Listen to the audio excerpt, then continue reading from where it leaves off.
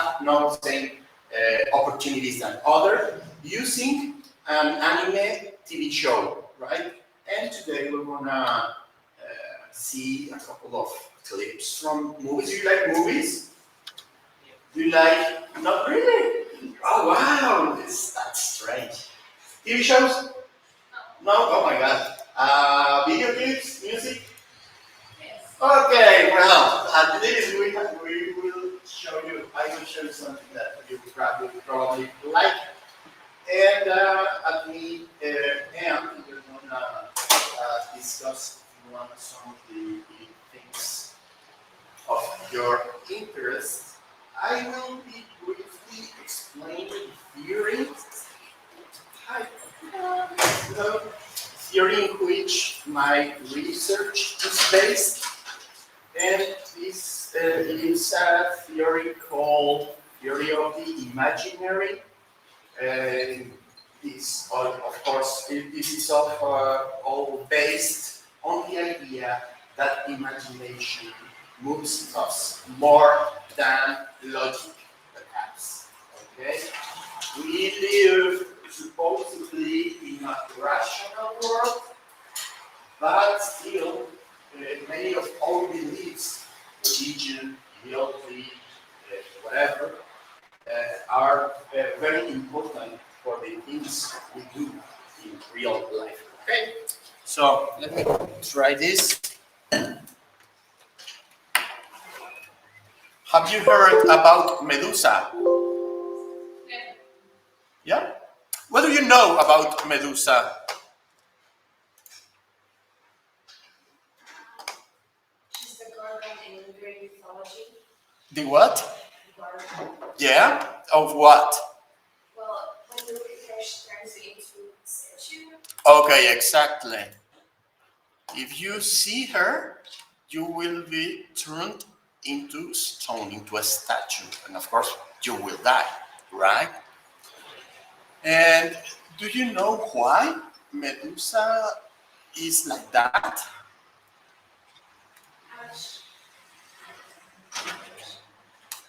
She was cursed. By whom? Okay, and why? More importantly, why was she cursed?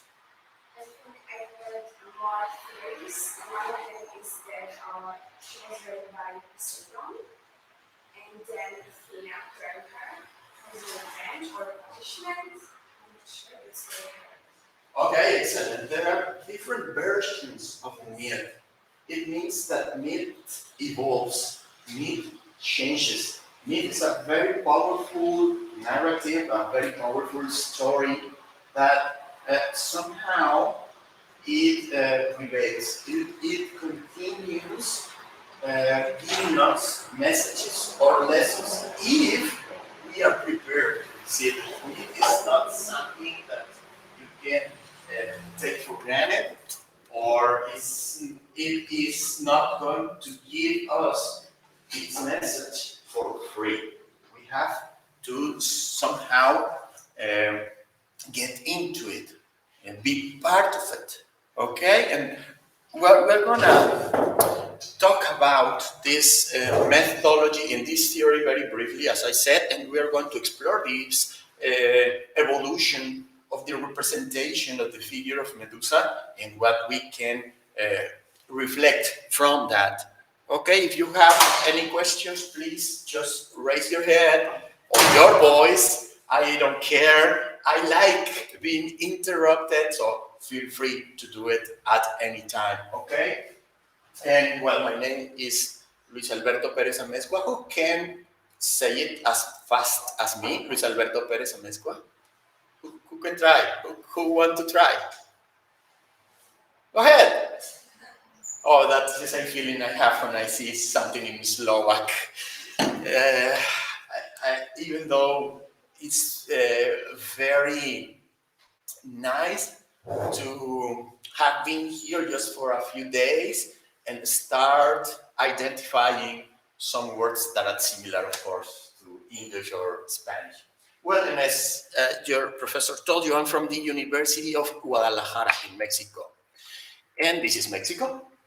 And Mexico is divided into states or provinces, something like that. And Jalisco is the state I live and work in. And Jalisco is the origin of mariachi, that kind of popular music. I don't know if you have heard sometimes mariachi. If not, you will then later go ahead and Google it and listen to some mariachis. It's nice, very energetic, and when we are abroad, we listen to mariachi and we cry. Well, then Jalisco, this is the state, and my university has different campi in different regions of the state, right? Altogether, we are more or less 300,000 students. There are 300,000 students at the University of Guadalajara, divided in the whole state. And also in the capital, Guadalajara, we have thematic campi or thematic university centers that specializes in disciplines like medicine, architecture, art, design, humanities, social sciences, whatever. Just in the capital, we have around 150,000 students, and also high schools. University of Guadalajara also manages high schools. So that's my country, my state, and I live and work in this region. It's called Zapotlan. It's perhaps even more difficult than Guadalajara, Zapotlan. And it's a word that comes from Nahuatl, the ancient language before the Spaniards conquered us. And it means place of zapotes. Zapotes is a fruit. Have you ever heard about zapotes? Okay, we are different words, and we are very excited. So, zapote, it's a sweet fruit out of which they make different desserts and stuff, or you can just eat it. So, there in the southern part, this is like the capital, this is the center of the state. And I live here closer to Colima, and the Pacific Ocean is here. Okay, so it was a long trip. Zapotlan, Guadalajara, Mexico City, Madrid, Vienna, Bratislava, Nita. And I'm here. I'm happy. I'm very happy to be here. So, what I do is something that someone thought it would be nice to call myth criticism. So, a system to analyze, interpret culture as a whole. And the term was developed by a French philosopher called Gilbert if not, excuse my French. And he died kind of recently, almost a decade ago, but it was very important for the theory of imaginary. As you know, Freud helped us to discover that there is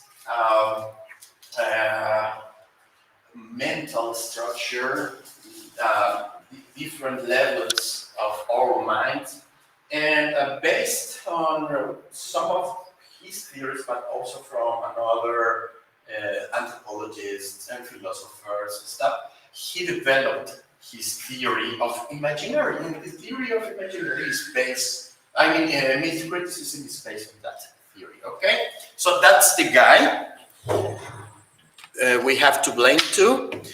And he considers that myth is, would someone help me to read this? Please.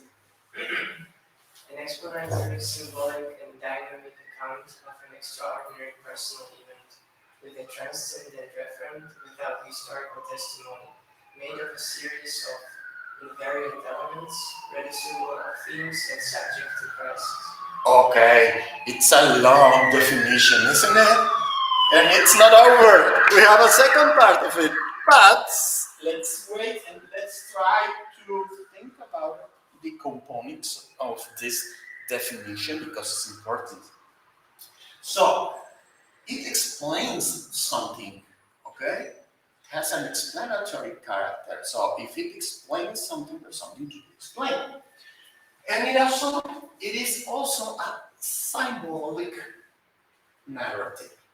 So if we want to interpret, want to receive its message, we also need to think symbolically, allegorically, thinking that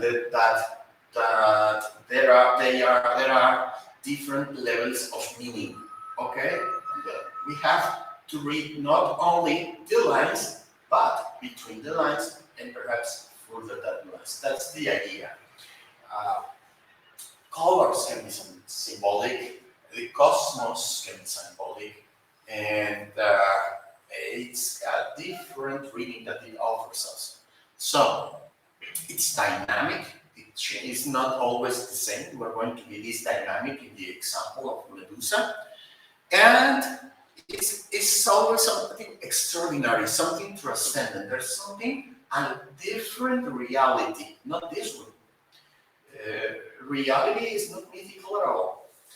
We need gods or demigods or extraordinary events to consider something a myth. By example, some people think that the Don Quixote de la Mancha is a myth, a literary myth.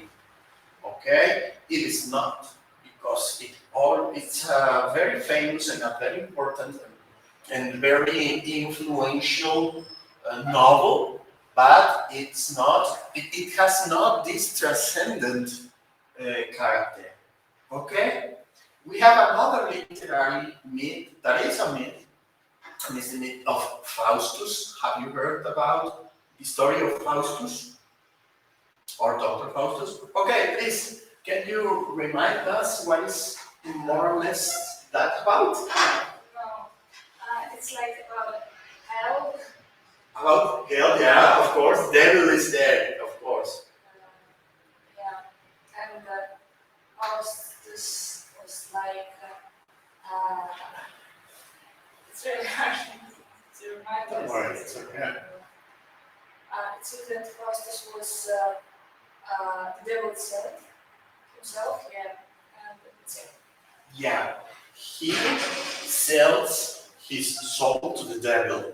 So this is the transcendent, extraordinary event. That's a myth, even if we have the myth in literature, okay, in different versions, Goethe's or Mabro's or whatever, reelaborations there are. And it needs something personal. That means we need a character that interprets, that embodies the myth. Okay? The character is going to be very important, of course, as like in every single literary account or narrative. It has no historical testimony. We don't know really when the gods were, by example, got married and have children. We don't know. There's no date. There's no timeline. It's a moment with no time. Okay? So we cannot situate it historically. The myth is made out of a series of invariant elements, and those are called my themes. Like we have the phonemes to describe the minimum significant phonetic elements. We have the my themes, and there's always crisis. That's why I really like myth. So there's always something put into crisis. Okay, let's read the second part. This is shorter, of the definition of myth, crisis, and also, can you please help me? Myth has a cognitive, emotional, functional, and ritual character, and it always refers to a particular or universal cosmogony or eschatology. Eschatology, okay, yes, thank you. This is a definition of Professor Jose Manuel Lozada, who lives in Madrid and leads an international research group that have been working for 15 years or something, developing these theories and approaches. And I love crisis, I like conflict, I am very emotional, I'm Mexican. So that's why I like myth, okay? They have functions. So they explain and they serve for something. They have a function to communicate something. And this is important.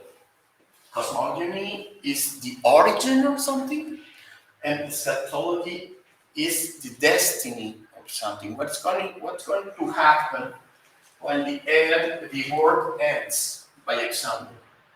Our ideas, our images of what's going to happen after we die, by example, or after the world ends, it's eschatology.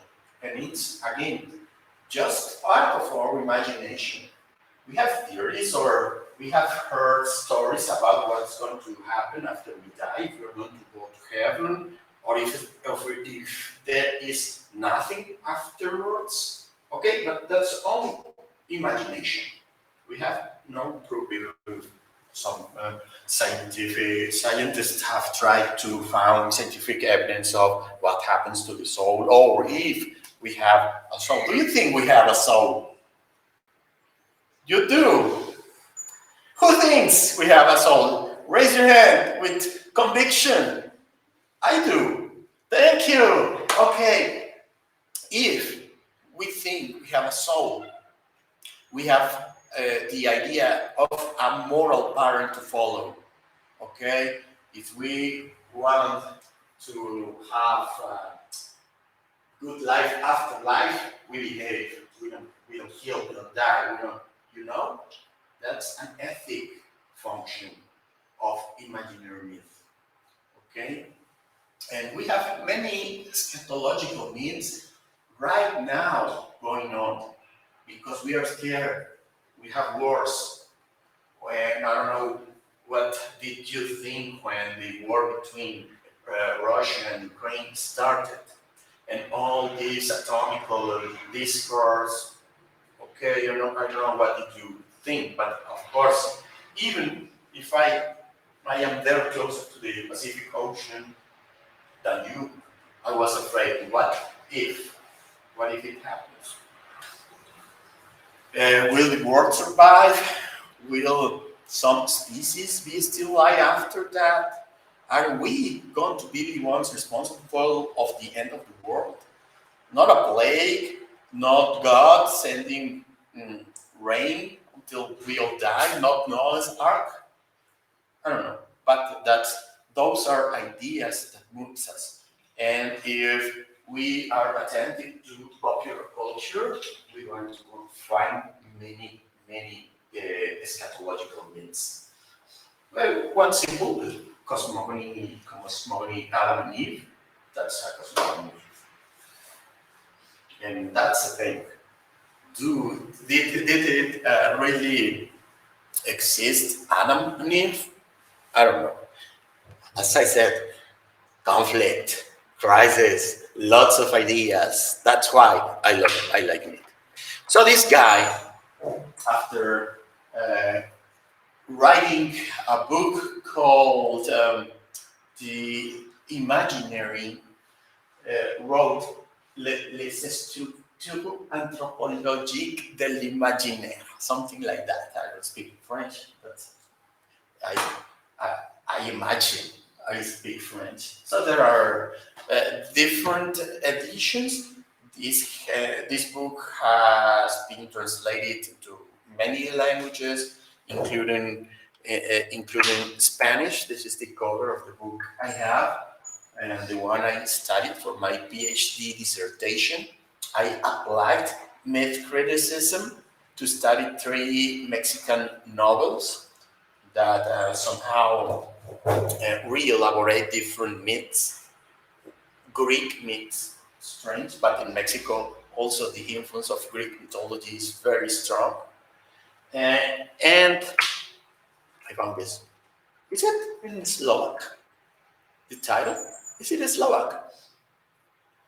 Because I think the Czech. Oh man! Because in the web page it says that you can find that book in Bratislava, so I was hoping it was Slovak. The thing is that many are not getting translated into Slovak because we're a very small country. Oh yes. So we have to deal with the Czech translations. Oh. It's pretty similar. Yeah, well, and it has a 36% discount. If someone is interested after that, you can get this in Bratislava for $13.09. I will look for one. Even if I don't understand anything, it will be nice to have one in my bookshelf. Okay, so I need to read something. It's just a page, but I don't want to speculate. I want to communicate this with some kind of order because you have seen a very disordered. And the theory says, according to Gilbert Duong, there are at the origin of human cultures reservoirs of images and symbols which continue to shape our ways of thinking, living, and dreaming. It sounds important, isn't it? In his seminal work, The Anthropological Structures of the Imaginary, Gilbert Durand considers the human being as a Homo symbolicus. We are Homo erectus or Homo sapiens or whatever. We are Homo symbolicus. And it demonstrates that there are two great polarities creating mental, visual, and narrative images, which are the diurnal and nocturnal regimes. You can see them. Diurnal, nocturnal regimes.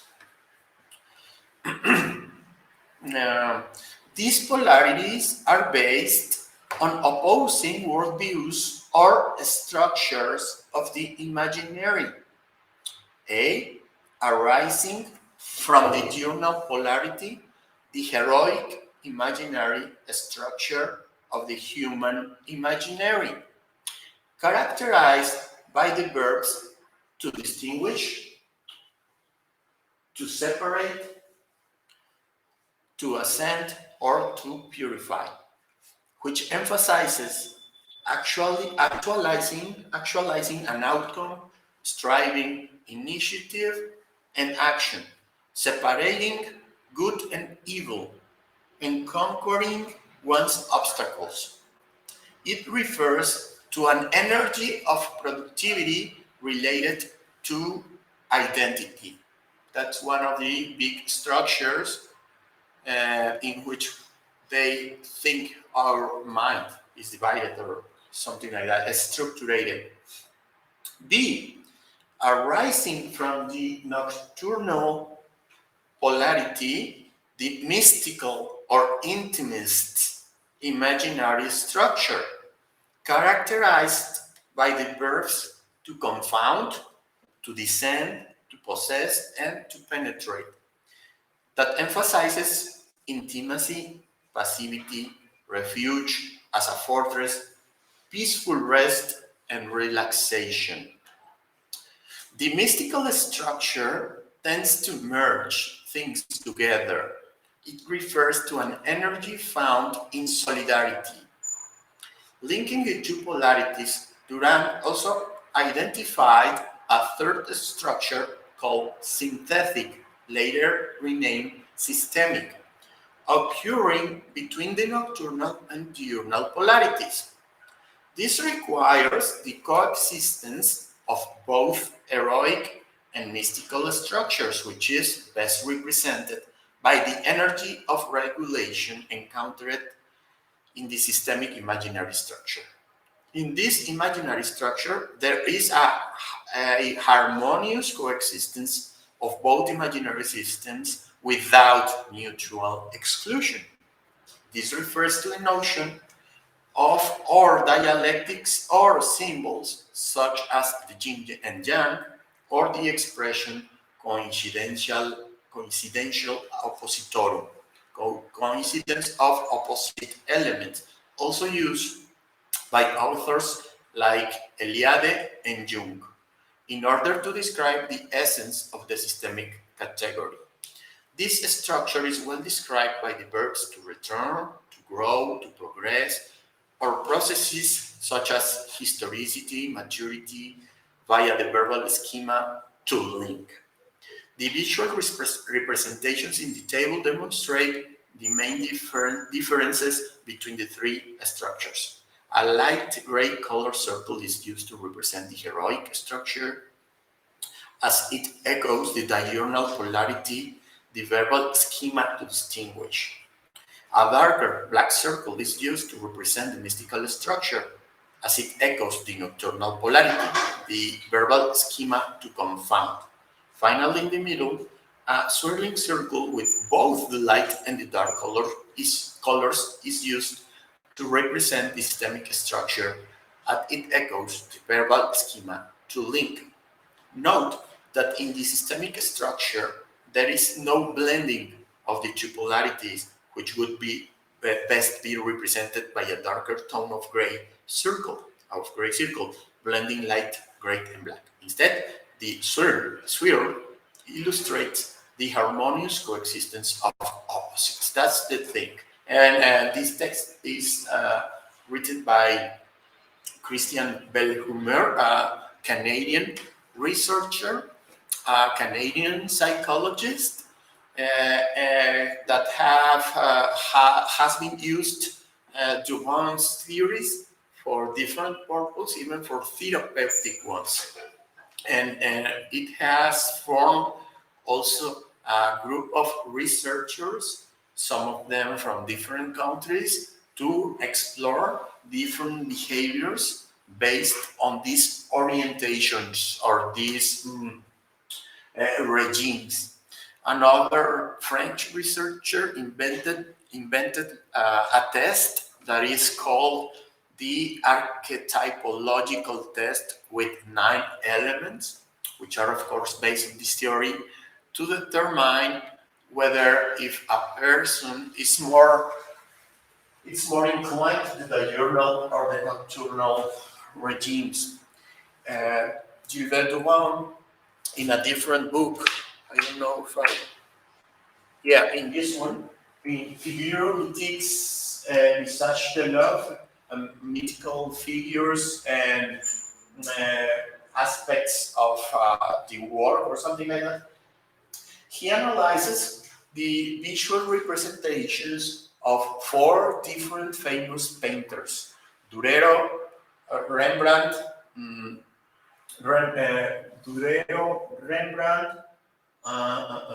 El Bosco, and I don't remember the name of the other one. But the thing is, he finds that their polarities, their regimes are consistent with the theory. So there are different experiments, let's say that, to explore how an artist in particular, that it's what a writer, it's what interests me the most, a writer can be guided specifically more for one of the polarities, right? I have written an article myself about a Mexican author that makes graphic novels, and the symbols, the images, the themes he develops in his works, in his graphic novels, are definitely journal. There are blades, swords, cuttings, cercenations. I mean, all the symbols around the artistic work are related to this. In the book of the Duran books, we have not only the description of the structures, but also the symbols and a lot of things related to that structure. Okay? If symbols are important for myth, symbols are important for the theory of the imaginary. This is another image, another diagram made out of another researcher from Austria that studied the imaginary of ancient pre-Hispanic Mexican cultures. But the same verbs, the diurnal and the nocturnal regime are explained there with the different kind of structures, cyclical, rhythmical, theriomorphic, I don't know how to say it in English. Therion is animal, okay? So this one has to be with the ideas of animals. Nyctomorphic, night, catamorphic, falls, and it's a whole theory. And I have also written an article. It's published in magazine about mythology and stuff about a Mexican science fiction author called Bernardo Fernandez. His novel is called Blue Gel, and we have all the symbols, all the themes related with the my God, what is it? The nocturne, and specifically the intimate structure of the imaginary. Everything is in something. Everything is protected by something. Well, just to give you an example of the possibilities of the use of this theory to analyze different kind of artistic or cultural works. Okay, this one is another table made out of by a French researcher trying to explain also the same thing I'm trying to do here. So this author Durand wrote a lot of works after that important seminal book, and he also analyzed in the introduction a la methodology that we can explore the evolution of the thermomythicus, the mythical discourse, to create or to develop a method of literary or artistic criticism focused on understanding the mythical story inherent to the significance of every story. So this is a very strong proposition because it says that every story we read, every story created is somehow related to a myth, to another one, at least in narrative. I don't know if Professor Martina can say something about myth in Tolkien, and if it is important for Tolkien, if myth is important for Tolkien. What can you say, Professor? That's a good question. Of course, he was etymologist, and he was interested in how the language was developed. But in order for the language to be developed, there needs to be people who speak, and mostly what people talk about were in the past were some stories. They were relating their experiences and what they learned about the functioning of the world through stories. Of course, they didn't understand everything, how it works, like scientifically, as we know nowadays. Therefore, they invented some kind of gods and other supernatural entities, and they explained the natural processes as the work of these gods. And so for Tolkien, he was interested in how the stories, how the storytelling is interrelated with the development of language. And of course, he also mentioned, as you noted in your presentation, that there are different archetypes which are common all across the world in different cultures, that they are pretty much the same. And that also relates to how the language developed from maybe one group of people, and then it spread, as the people spread throughout the world, the language changed, but there are some common roots that can be traced back to the proto-language. Yeah. for the words and for the stories as well. Of course, and words are powerful. Stories are very powerful because they connect us not only linguistically but anthropologically. This whole theory of the imaginary is based on a belief that our physiology, human physical responses are conditioning and are conditioned by the imaginary. So we imagine from somehow depending on how we are made of physically and physiologically. But that's another story.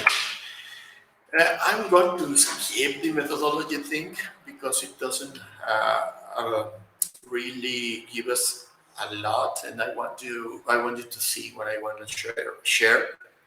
But the thing is, we are going to find some things that are repeated, redundant.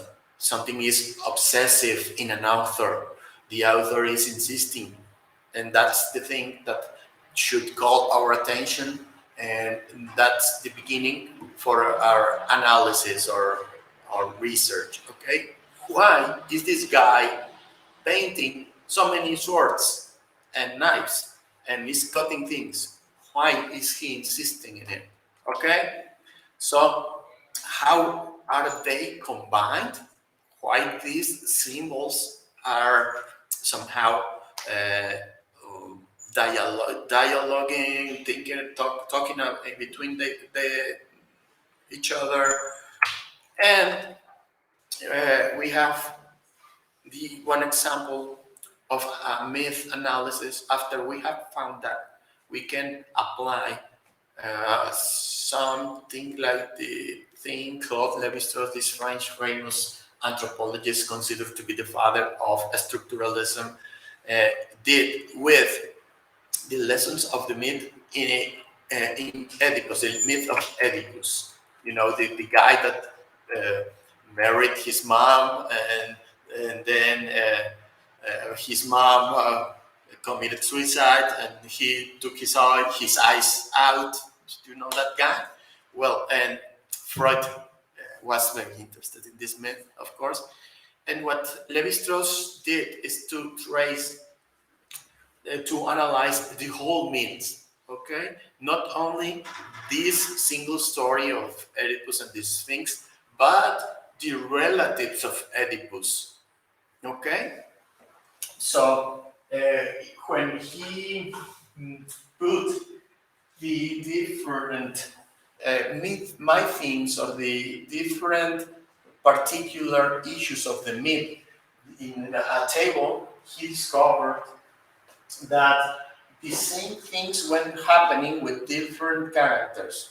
Okay, um, and when disposed in columns, he finds that Oedipus kills his father, but also Ethiopia kills his brother. So the thing is that love ties are underrated. We don't care about them, so we kill them. And when Oedipus marries his mother, Jocasta, we find the same thing basically when Antigone marries his brother, Greek myths. So it's just process to see myth widely, okay? Not just one story, but all of these stories that are somehow related. And in time, myth evolves, I told you, and Gilberto found that the different artistic works, musical, painting, books, everything were part of a discourse that helped to change from one time or period to another. So we are always changing, but this change is somehow produced too by the artistic cultural productions. They are very influential. we don't talk um, uh, we don't talk now or make art as they did 100 or 200 years ago. Okay, so it's always changing, and these stories help to change. Let's see then that someone help me voluntarily. I'm not going to point out something. Criticism is Thank you. interdisciplinary. It combines the contributions of literary theory, history of literature, the fine arts, and the new modes of dissemination in the communication era. Okay, we live in a different world. Uh, Before it took a lot, by example, for a book to arrive to America, months, perhaps years. Now we can have the same play or the same installation in our screens at the same moment that it's happening. A performance, by example, if we make a performance right now and we decide to put it on Facebook Live, everybody can see us in the same moment that we produce it, not before. So the communication have made the communication of discourse also very, very fast. So please say the next, I mean. The need for such an approach is then justified. We need a methodology to let us understand the complexity of the myth and its manifestation in contemporary times. Okay, how does the myth work now? How does it function? What lessons or messages is it communicating now with such speed? Okay, funny part. Medusa, finally, theory is over. I'm sorry, but I think it's necessary, and it's also my job to try to communicate you how important is theory is always. So I don't know, but I'm a professor of literary theory, and it's a very difficult subject for my students, and I think it's my job to say, yeah, it's difficult, but it's also very, very necessary. Okay, to understand things profoundly and stuff, and that's it. This is one of the first representations of Medusa, 5th century before Christ era. Isn't it like a fat? What kind of teeth are these?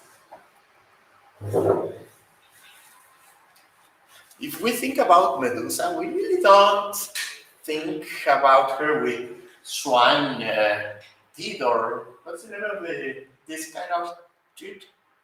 Colmillo in Spanish, whatever this.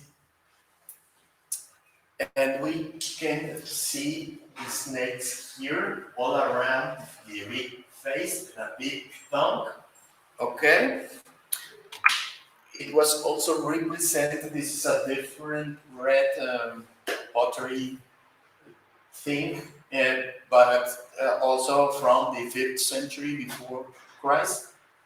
That means 2,500 years ago, which means something happened that she lost her wings, right?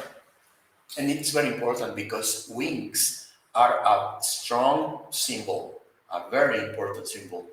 You see birds, eagles, in different, how you say, coats of arms, coat of arms. Not only wings or birds, but also animals. Animals are symbolical too. Okay, theriomorphic. So something happened. She lost the wings. Then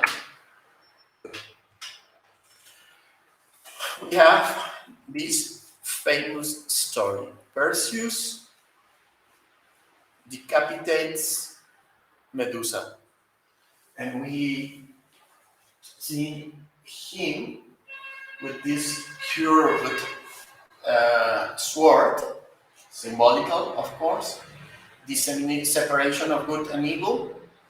Remember, and he is taking her head in this kind of bag. He was helped by other gods because, of course, so Zeus was very unfaithful to his wife. To remember. So Perseus is half, I think, somehow related to Zeus. I don't know. So he received a lot of help by the gods to kill Medusa. So we can see her also and still with wings, right? He does have wings on helmet, doesn't he? Excuse me. He has wings on helmet, doesn't he? Yes, and also winged sandals to be faster. So it can be related like she was a goddess, that's why she has wings, and he was half god. He has smaller wings.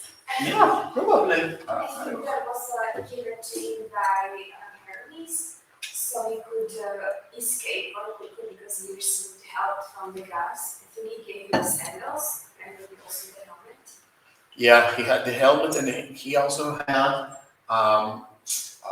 this kind of shield. No, not really a shield. Something that you cover when you are cold in the night in the bed. It made it invisible. Thing is something like Harry Potter, that the one that he receives like a gift. Remember, he covers himself and he disappeared. He became invisible. It's the same thing. So, but something happened even with Perseus because he's going to lost. Okay, well, this is a classic representation of the shape of the sword has changed, but it still has this curve here. Okay, and Medusa, he has also the helmet. And this is the thing. How do you call this in English? Okay. I'm sorry, cape. Well, yeah. And this is why you asked. I think you asked that why I was interested in it, or was it some of your classmates? Classmates probably. Yeah. Well, the thing is, when I was a kid, this is a 1981 movie. Clash of the Titans. And when I was like 8, it took like, I'm from 1975. The movie is from 1981. So I was 6 when it was released. But I was like 8 when I first saw it. So it took like 2 years to arrive from the United States to Mexico, to my city. And when I saw this movie, it blew my mind. That's one of the reasons why I decided to study mythology, and I always liked it. And we can see in the cover of this Blu-ray disc. Did you ever see a Blu-ray disc? Because you're so young. No. Oh my God, time flies. So we have a different Medusa here. Okay. Now she is armed. Not before, but now she has an arrow. Yeah. And we are going to see this movie was made in stop motion with clay and stuff. And you'll see here is again. Look at the repetition. It's a very important part of the movie, of the cultural product. Okay? We have Pegasus, supposed to be, according to classical myth, Pegasus is the son of Medusa. But in this movie, he is helping Perseus, not her mother, but Perseus. So they are changing things. What's happening with the story? Okay? And we can see here that he just has a normal sword. Okay.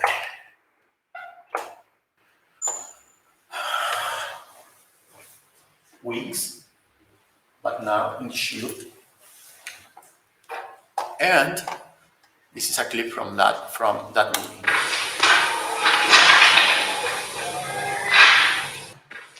Oh my God. Sorry.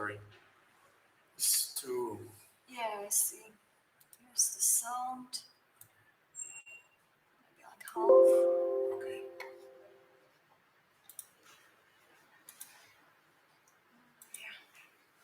Okay. Where were we?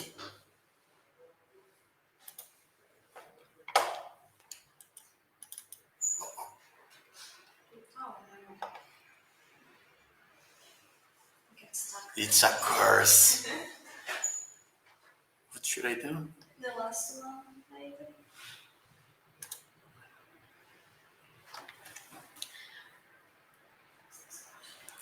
I think it's a very heavy presentation. I should have put it in the computer. Let's see if I can do it. So, but meanwhile, what do you observe until now? What has changed with Medusa? Like snakes. Like her hair is moving. Like what? Her hair is moving and she has no wings still. Like she's swollen. Okay, we can see now her head is completely formed out of snakes. And what else? So I think. She has a tail. I just. So she has. Okay, what? Here? Or whatever. I think it's gonna be easier like this. Okay. You'll see it now. Here.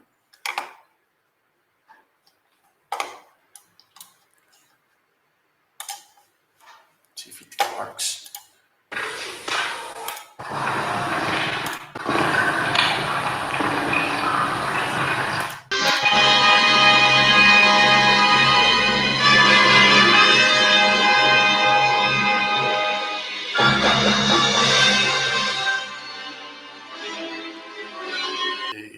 Observe the position, the way in which Perseus holds Medusa's head. Next, this is a 2012 remake of the same movie. Things have changed a little bit.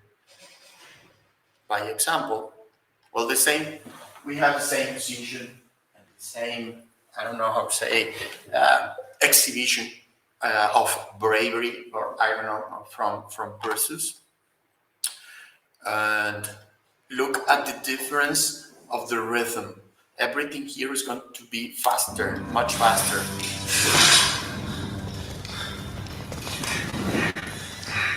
You say this. Remember what Perseus said.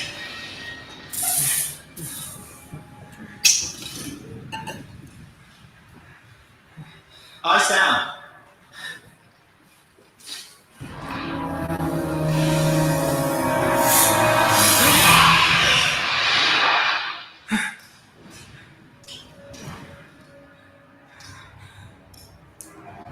Exercise.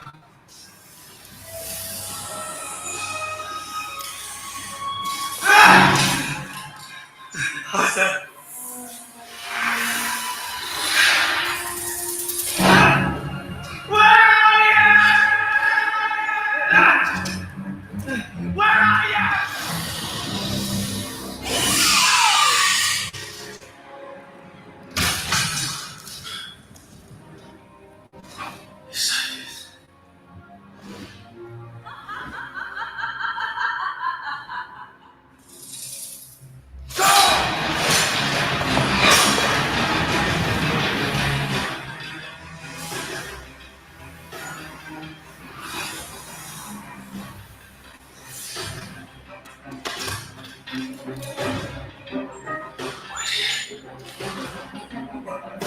I'll lure her out. Get ready.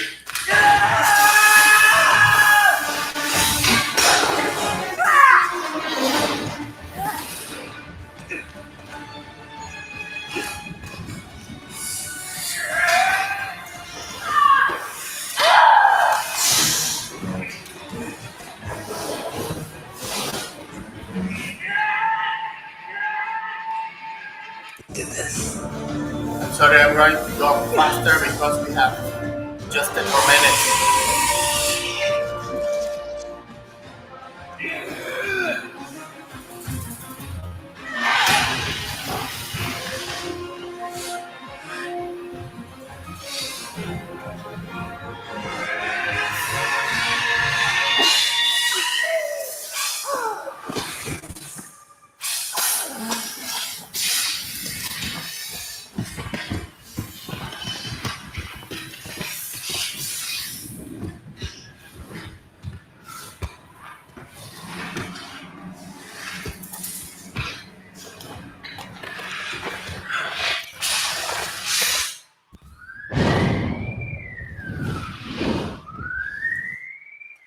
Okay?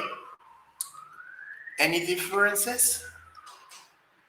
She's not that ugly, right? She's even pretty. And same attitude. And okay, what the hell happened?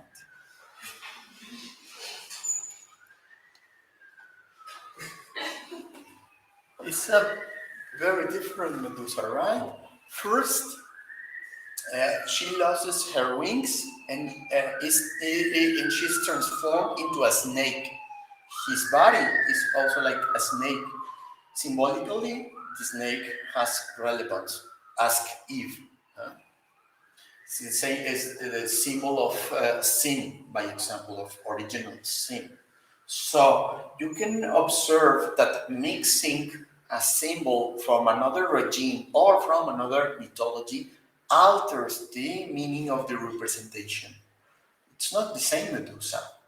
Also, in the first two clips we saw, the movies, the first one is just very, very slow, but don't you just love the visual effects?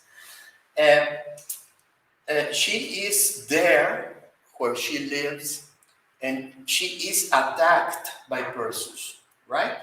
She's just defending herself, defending her place. But now in this clip by Azealia Banks, this is a rapper. Have you heard about Azealia Banks? No? Well, she's a very polemic rapper, and this song I think is from 2016 or something like that, and it was nominated to be for one of the best songs in that year. The production of the video clip was made by a studio called We Were Monkeys, and they have won several prizes for the artistic performance and stuff. But now she's also a human. She's back a human. She's not a snake, even if she has a lot of snakes in the air. It's more or less like the idea we have of a Medusa right now, right? But she rides like a kind of dragon, a snake-shaped dragon, and she's the one who's going to attack something. So this is very important. She's not defending herself, but attacking. But she still lost. She falls into this volcano with colors. The difference between colors is relevant, and at the end, her head is not cut, but it is like possessed by color, right? Like this. What is it?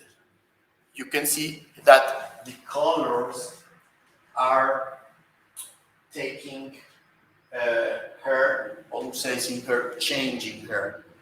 What do the colors mean?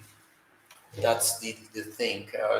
We have the possibility of making some interpretations or something based on the lyrics of the song, but we don't have enough time. The thing is that Azealia Banks is a black singer. I don't know if you can say if it is black when we see her face like this. Oops. Oh, no, no, no, no, not again, not again. Yeah, it happened again. Well, That's the same. The thing is that when she was preparing herself to make the video clip, and when she was being when the makeup process was taking place, she tweeted that she was a black face. In America, the black faces were used by white actors to somehow ridiculize black people, right? In the 19th, even from the 19th century, white people put black makeup in their faces and act. So now she received a lot of bad comments because she was doing the same, right? But now, like white faces, she was like imitating a white one. So the debate, the gender-related debate started. That's why I call the presentation Black Medusa. And I think it's very interesting that the social networks allows us to discuss ideological, gender-related things. Uh, well, it's not working, but and I'm going to close with this. Uh, she used in Twitter the word misogynoir. Misogynoir is a term coined by a feminist, a black feminist, used to point out that black women are abused or are discriminated, whatever, not only for being women, but also for being black. It's like a double discrimination that they suffer or used to suffer in America, right? So the idea is, what did Medusa do to receive a curse and to be killed like that if she wasn't doing anything? Okay?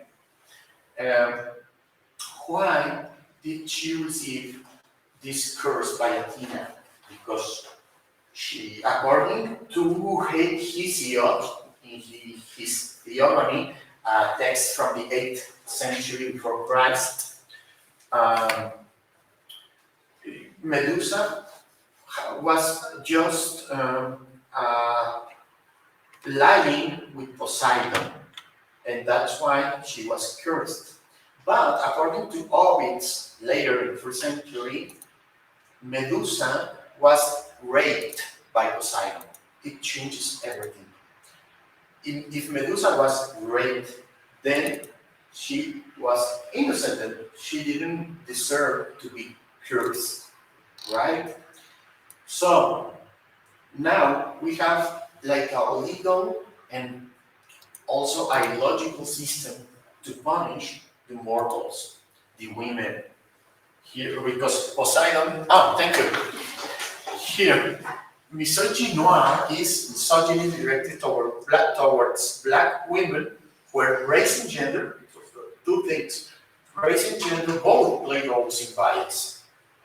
The term was coined by queer black feminist Moya Bailey to address misogyny toward black women in American visual and popular culture. So we can discuss a lot about this, but the thing is, there is always behind something wrong with power and gods that mean power, that punish innocent people. The one that is related to power, like Poseidon, is not going to be punished at all, even if he was the one who raped Medusa. Okay?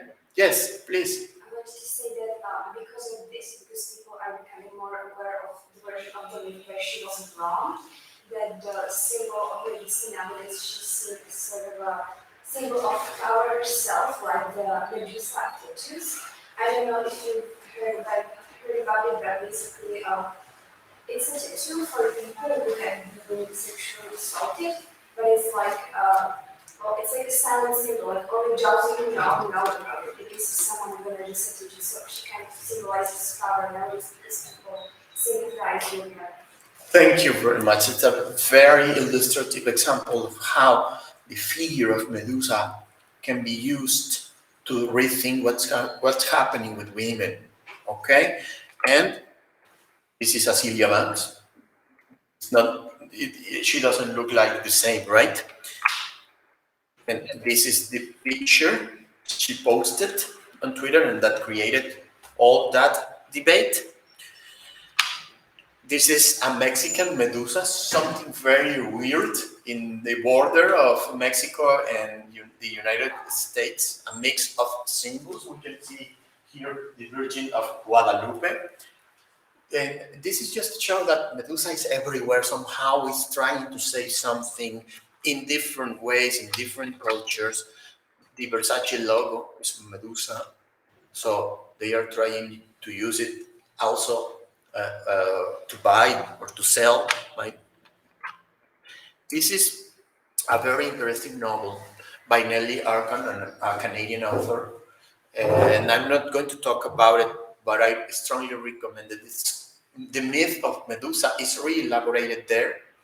The characters are models, and two women that are models, and they are competing, taking different kind of body surgeries because they want to be perfect. And the boyfriend of one of them is a photographer. It's an extraordinary story. I'm sorry I don't have time, and I'm sorry I didn't organize time well, but I wanted to arrive to this new representation of Medusa. What's happening there? The roles are revived. The roles are revived. Yes, the roles are altered and changed. Now is Medusa the one who has beheaded Perseus. And this is a statue that lies in New York City in front of the court. This is made of by an Argentinian sculpture, and is precisely there in the court to address the importance of justice and to fight against gender differences and racism and stuff. And isn't it beautiful? They are giving the power back to her, to Medusa, to female figures. It's not this anymore, but this. This is what it needs to happen. By example, in Mexico, my country, a very macho country. Machismo is all over the place, and what women are doing in the streets, with demonstrations and writing down monuments and stuff. It's all to ask for equality and legal fairness. This is the statue in New York behind the court, and it has become also a symbol of not just like the tattoos. They have jewels that you can wear. This is Medusa, the winning Medusa there, and also this star to also make your car smell better. And remember that we have to fight for justice especially for women. So this is another example I just recently found. What happens if roles are inversed? It's a female Christ, Madonna, popular culture. If someone is the queen of popular culture, it's not a Sylvia Banks, but Madonna. She was crucified there, and she was excommunicated 3 times. So that's the same. Yeah, the thing is, myth.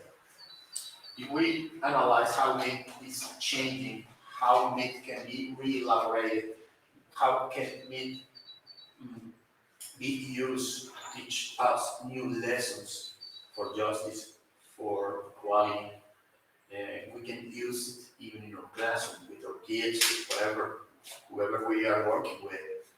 to say the same thing from a different perspective.